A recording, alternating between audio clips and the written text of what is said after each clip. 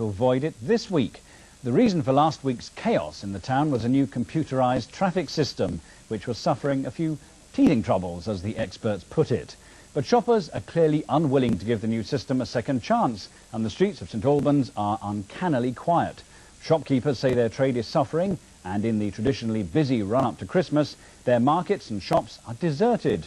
Paul Anstis attempted to swell the numbers a little. £1.50 a packet. Nobody else, and we got the last of the sale. On a normal Wednesday, you can't move for people thronging St Albans marketplace. But today, the stores are relatively quiet. Street traders blame St Albans' new £750,000 traffic system designed to ease congestion. Last week, when the system was introduced, the city virtually ground to a halt. Some people were trapped in their cars for 3 hours, as computerised traffic lights and a new one-way system brought chaos to the roads. Others just abandoned their cars and went to have tea in nearby restaurants. Now, shoppers from out of town are staying away for fear of being embroiled in another snarl-up.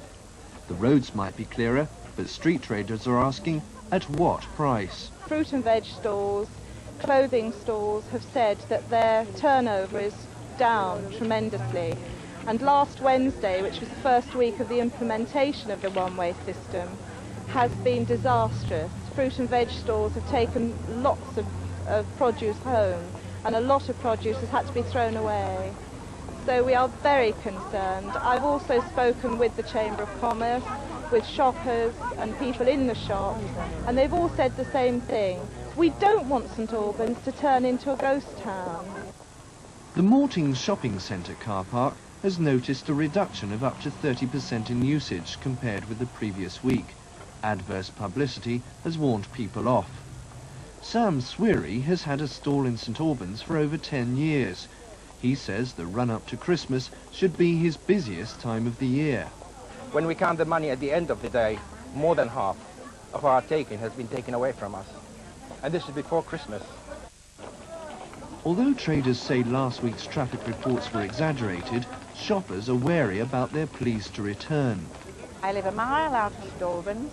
Last Wednesday it took 55 minutes to come in that mile. This morning it took 35 minutes to come in. And quite honestly, it just isn't worth the hassle getting on the bus anymore. One of motorists' biggest complaints is the poor road signs. They say new routes to car parks and road lanes should be better marked.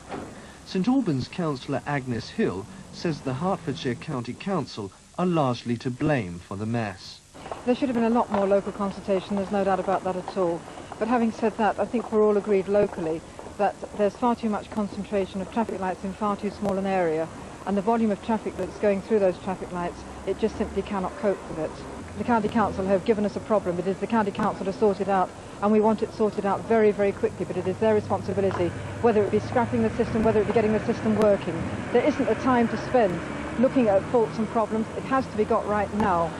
For the time being at least, St Albans is stuck in a jam. If the shoppers do return to the city, the traffic snarl-up could start all over again.